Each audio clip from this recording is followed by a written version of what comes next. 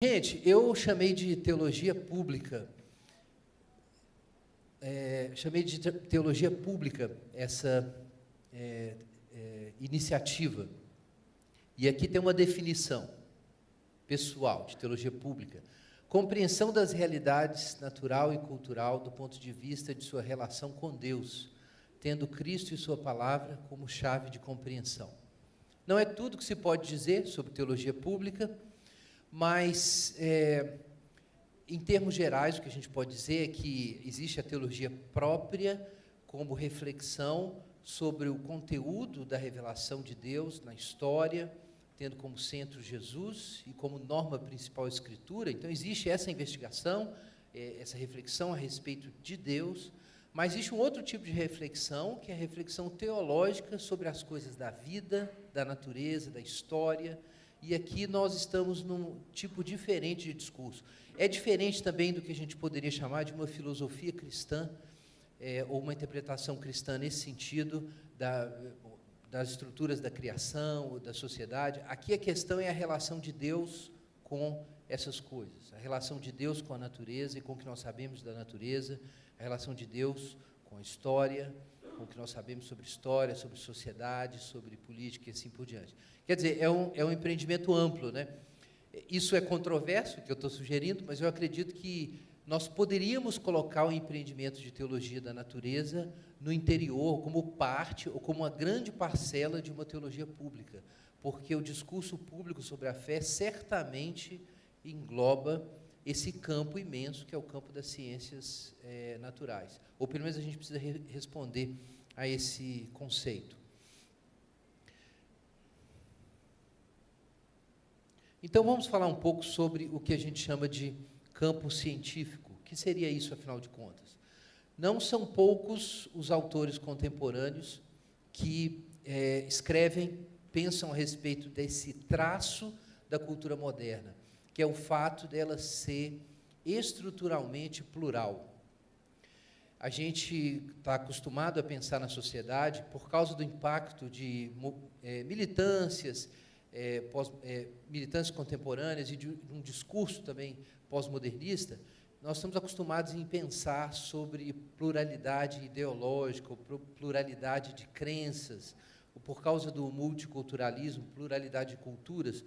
Mas existe um outro tipo de pluralidade, que é um traço importante, estrutural da sociedade moderna, que é o que o Max Weber, o primeiro ali na nossa lista, chamou de politeísmo social. O fato de que existem centros de poder, de discurso, de formação de utopias relativamente independentes na sociedade, e isso deixa as pessoas, por assim dizer, politeístas, porque dependendo do contexto social em que elas estão, elas têm que prestar homenagem ou obediência a um tipo de divindade, entre aspas, se bem que às vezes não é exatamente entre aspas. E outros autores discutem essa questão, embora não com esse tipo de ironia, mas Anthony Giddens também fala sobre esses sistemas sociais relativamente independentes.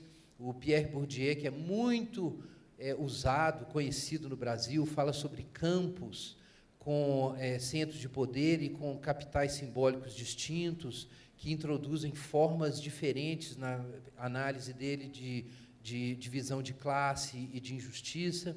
Existem, no pensamento aí de Michael Walzer, existem esferas de justiça distintas na sociedade, e em cada campo da vida, bens distintos são reconhecidos, circulam, ou a sua circulação é governada de modo diferente, e, por causa disso, injustiça do ponto de vista acadêmico não é a mesma coisa que injustiça do ponto de vista econômico, que não é a mesma coisa que injustiça do ponto de vista político. Então, o próprio conceito de injustiça e de justiça, os dois conceitos variam de acordo com o setor ou campo da vida social. Em particular, eu quero citar esses dois. O Pierre Bourdieu, ele tem um livro em português, Os Usos Sociais da Ciência, em que ele faz uma aplicação da sua visão sobre campos, especificamente para o que ele chama de campo científico. Eu não vou discorrer muito sobre isso, eu só estou mencionando para vocês saberem que isso é digamos assim, é uma moeda comum nas discussões sobre teoria social e, particularmente, por causa do Bourdieu, existe essa reflexão sobre campos dentro do estudo da ciência também, na sociologia da ciência. Então, existe o campo científico, existe um tipo de capital diferente ali. No livro Esferas de Justiça, que está em português, editora da Martins Fontes, Michael Walzer fala sobre bens distintos. Então, existem bens estéticos. Nós tivemos uma discussão sobre isso lá no nosso fim de semana em Petrópolis, na Semana de Estudos Avançados em Petrópolis. Existem bens estéticos. Você pode usar capitais financeiros para promover bens estéticos, mas bens estéticos não podem ser totalmente convertidos em capitais financeiros. Então, por causa de especulação, a obra de um certo artista pode, de repente, valer muito, valer pouco, e o valor dela pode se alterar no mercado. Mas o julgamento sobre o valor artístico de uma obra, em última instância, não depende do mercado, mas de autoridades do campo estético que sabem reconhecer o que é um bem estético.